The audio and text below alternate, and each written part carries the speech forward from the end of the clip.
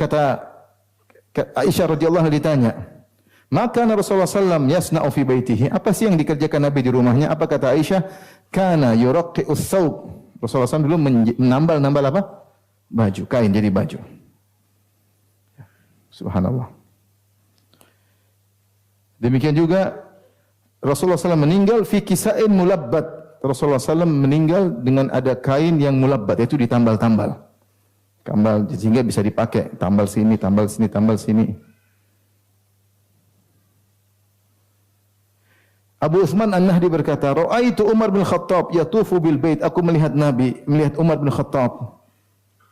Dia tawaf di Ka'bah. Dan dia khalifah ketika itu. Alaihi izarun, dan dia pakai sarung di bawahan. Fihi ithnata asyrata riq'ah, ada 12 tambalan, dan dia khalifah. Paham? Miskin. Tidak kayak kita. Mau umrah punya apa? Izar sendiri. Habis umrah buang. Umar bin Khattab radhiyallahu anhu, kain sarung bawahannya 12 tambalan. Ihdahunna bi adimin ahmar. Salah satunya dari kulit, ya, kulit yang disamak berwarna merah. Jadi tambalan-tambalan.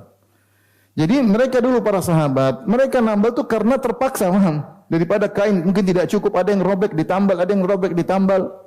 Bukan sejak awal datang ke tukang jahit bikin tambalan, paham? Nah, ini masalah sebagian sufiah sekarang, mereka sengaja bikin pakaian mereka apa?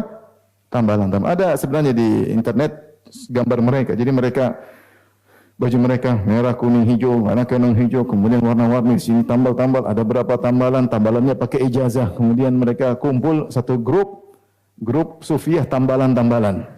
Kalau orang lihat seperti lagi ikut pameran. Bukan itu. Bukan itu. Kemudian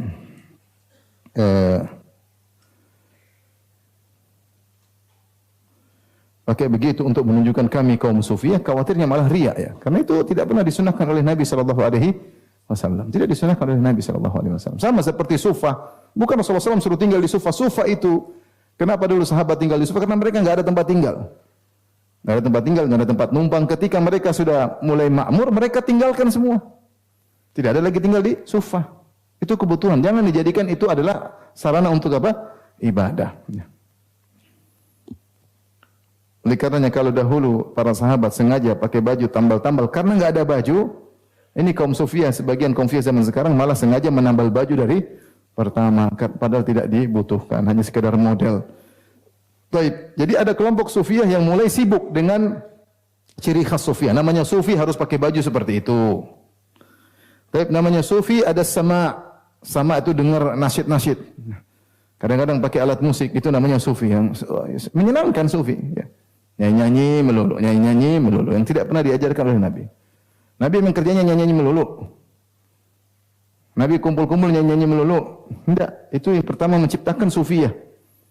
Kumpul sama dengar kasidah-kasidah terus nyanyi-nyanyi sampai lama-lama kerjanya, ya. Para ulama punya pembahasan yang keras terhadap masalah, di antaranya Al-Qurtubi rahimahullahu taala dalam tafsirnya. Kemudian juga al-wajd war-raqs. Al-wajd itu apa? Sesuatu dia mendapati sesuatu kayak ada ilham atau apa. Ini istilah-istilah mereka. Mereka punya istilah-istilah. Saya juga tidak begitu mendalami, tapi ada istilah-istilah yang mereka sebutkan. Dan ada khilaf di kalangan mereka tentang hakikat istilah-istilah tersebut. Istilah banyak sekali. Di antaranya al-wajd. Ini raqs, joget, nari-nari. Ini ibadah. Ciri khas sufiyah, joget sana, joget sini. Paham? Joget sana, joget sini. Joget khusus. Mungkin jogetnya ada ijazahnya, ya. Kemudian dianggap ini ciri khas sufiyah. Tasfiq, apa? Tepuk tangan. Wa tamayyazu bi yadin nadhafa wa tahara, dan sebagian mereka semakin keren dengan semakin bersih dan semakin suci. Thumma ma zala al-amru yanmu, kemudian perkara semakin berkembang, semakin parah.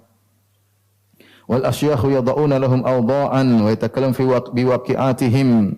Mulailah guru-guru mereka mulai bicara tentang suatu hal, kondisi-kondisi hati, bukan cuma sekedar gitu-gitu aja, tapi mulai bicara tentang istilah-istilah sufiyah, kondisi-kondisi tertentu, kondisi-kondisi hati, mulai kalau kamu begini.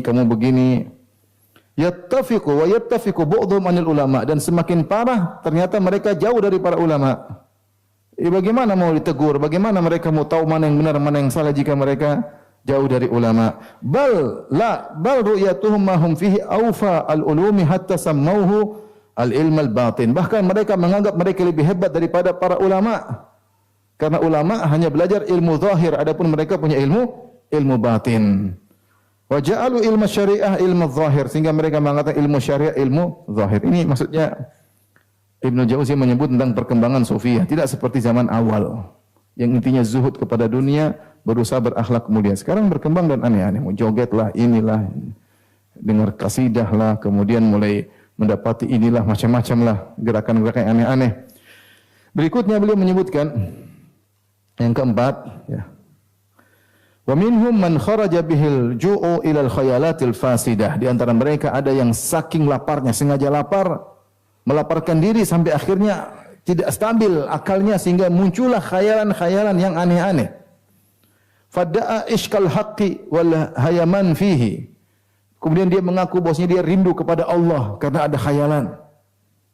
Kata Ibnu Jauzi, faka'annahum takhayalu syakhsan mustahsana surah fahamu bihi wa haula'i bainal kufri wal bid'ah. Seakan-akan mereka menghayal Allah sebuah seseorang yang indah bentuknya sehingga mereka rindu untuk bertemu dengan sosok tersebut sehingga mereka mengatakan kami isyq. Isyq itu rindu, apa? Rindu. Padahal biasanya isyq itu di suami kepada istri namanya isyq ya, rindu ya, hasrat ya. Dan saya tidak, maksudnya bisa jadi bahwasanya jin main dalam hal ini. Sebagaimana saya pernah sebutkan ketika saya membahas tentang pengajian tentang wahdatul wujud ya. Ya. Sebagaimana disampaikan oleh penulis kitab Al-Insan Al-Kamil, Abdul Karim Al-Jili, dia mengatakan, terkadang saya melakukan ini thariqah sufiyah tertentu sampai kemudian saya mengalami persatuan dengan Rabb. Intinya kemudian ruh mulai keluar sehingga saya merasakan kelezatan yang luar biasa ketika itu. Ketika saya lepas daripada hal tersebut, tiba-tiba saya mendapati sudah ejakulasi. Saya mendapati diri sudah ejakulasi. Jadi menjelaskan bagaimana ketika dia mengalami wahdatul wujud, yaitu dia mensucikan jiwanya, kemudian jiwanya, ruhnya mulai naik, akhirnya bersatu dengan Allah dan macam-macam. Di situ dia merasakan puncak kelezatan, ya. Dan ketika dia sadar dari itu semua, dia mendapat dirinya sudah ejakulasi. Jadi ini orang ada setan seperti ini. Ada jin yang berperan sehingga dia merasa kelezatan dalam hal tersebut. Maka bisa jadi hal-hal yang mereka lihat, mereka yang berhasrat kepada Tuhan, rindu kepada Tuhan, karena kata Ibnu Jauzi seakan-akan dikhayalkan kepada mereka ada sosok yang tampan atau sesuatu yang menarik sehingga membuat mereka akhirnya rindu kepada sosok tersebut yang mereka anggap itu adalah Allah. Kemudian berikut yang kelima, kata Ibnu Jauzi, di antara mereka ada yang al-hululiyah, yaitu wahdatul wujud, ya, mirip dengan wahdatul wujud. Famin haula'i man qala bil hulul wa minhum man qala bil ittihad. Di antara mereka ada yang bilang berpendapat al-hululiyah, di antara mereka yang berpendapat dengan al-ittihadiyah. Tapi apa bedanya al-hululiyah al-ittihadiyah? Jadi masalah madhab bersatunya Allah dengan makhluk ada 3 model. Pertama disebut dengan al-ittihadiyah. Al-ittihad itu persatuan atau menyatu. Yang kedua disebut dengan al-hululiyah. Itu menempati, maknanya menempati. Yang ketiga namanya wahdatul wujud. Yaitu kesatuan zat. Zat wujud. Apa bedanya? Ini istilah-istilah. Kalau maksudnya al-ittihadiyah, maksudnya adalah 2 zat yang bersatu. 2 zat yang bersatu. Seperti contohnya, ini kita secara bahasa. Contohnya seperti susu dicampur dengan kopi, diaduk jadi apa? Kopi susu. Sehingga sudah tidak terlihat lagi mana kopi, mana susu. Jadi satu kesatuan namanya kopi susu. Paham? Ini gambaran itu namanya al-ittihadiyah. Dua zat kemudian bergabung jadi satu kesatuan. Itu namanya ittihadiyah. Adapun hululiyah menempati, contohnya seperti air ditumpahkan ke gelas. Paham? Gelasnya ada, airnya ada, tapi terbedakan satu dengan yang lainnya. Ada air menempati tempat. Itu namanya hululiyah. Menempati. Wahdatul wujud yaitu bukan dua zat, satu zat tapi dilihat dari pandangan seperti dua atau tiga. Padahal dia satu kesatuan. Seperti apa? Seperti ombak. Lautan itu satu, ya atau tidak? Tapi ombaknya macam-macam. Ada ombak besar, ada ombak kecil, ada yang landai. Ini semua adalah penampakan dari lautan. Menurut mereka, makhluk dan Allah satu kesatuan. Makhluk ini hanyalah penampakan Tuhan. Jangan dibedakan mana Tuhan, mana makhluk. Sama-sama satu kesatuan.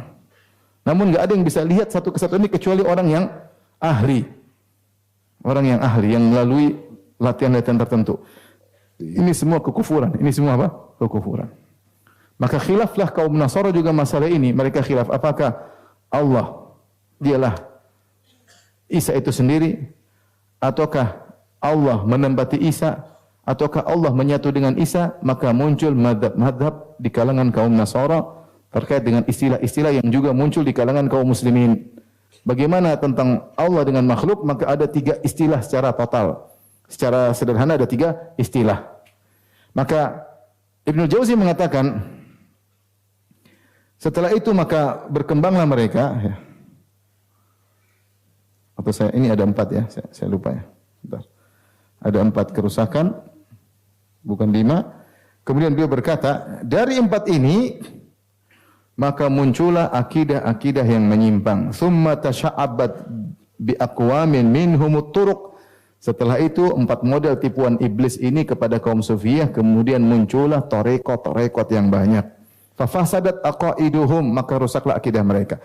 Maka saya bilang kalau kita bicara tentang kaum Sufiyah zaman sekarang, sejak zaman Ibnu Jauzi, konotasinya adalah kaum yang memiliki akidah tertentu, paham? Kalau dulu Sufiyah itu maksudnya yang zuhud pada dunia, hidup sederhana, tidak tertarik dengan fitnah-fitnah dunia, itu zuhud, itu namanya Sufiyah. Kalau kita bicara kaum Sufiyah zaman sekarang, tarekat ini, seakan-akan masing-masing tarekat punya akidah tersendiri. Ini itu benar sekarang demikian. Tarekat ini akidahnya khusus. Tarekat ini akidahnya apa? Khusus. Yang mau masuk tarekat ini punya akidah ini. Ini masing-masing punya akidah. Meskipun di sana ada kesamaan secara global, tapi masing-masing punya spesialis akidah. Spesialis akidah. Masing-masing. Maka muncullah berbagai macam tarekat. Makanya kemudian Ibnu Jauzi menjelaskan, di antaranya ada yang berpendapat dengan hululiyah. Famin haula'i man qala bil hulul wa minhum man qala bil ittihad. Di antara mereka yang berpendapat ittihadiyah. Wa ma zala iblisu yakhbituhum bi fununil bid'ah. Dan iblis terus menggoda mereka sehingga mereka terjatuh dalam berbagai macam model bid'ah. Hatta ja'alu li anfusihim sunanan. Akhirnya mereka orang Sufiyah ini punya sunnah-sunnah tersendiri yang bukan sunnah Nabi. Dan benar mereka punya sunnah, misalnya khalwat. Khalwat maksudnya apa? Masuk dalam goa atau masuk dalam kamar, matikan lampu, tidak boleh keluar, tidak boleh makan, tidak boleh minum. Sunnah ini mereka bikin sendiri. Nabi tidak begitu, Abu Bakar, Umar, Utsman tidak begitu. Para sahabat demikian, Imam 4 tidak demikian. Mereka bikin sunnah-sunnah tersendiri. Khusus bagi tarekat mereka. Yang mau menjadi sufi harus melewati marhalah 1, 2, 3, 4, 5. Ini yang bikin siapa? Nabi tidak pernah ngajarin demikian. Kata Ibnu Jauzi perkataan indah. Wa ma zala iblisu yakhbituhum bi fununil bid'ah hatta ja'alu li anfusihim sunanan. Senantiasa iblis membuat mereka kacau balau dengan berbagai macam bid'ah sampai mereka bikin untuk diri mereka sunnah-sunnah spesial yang untuk mereka sendiri. Kemudian beliau menyebutkan ya. Kemudian beliau menyebutkan tentang orang-orang yang menulis tentang Sufiyah. Di antaranya beliau berkata,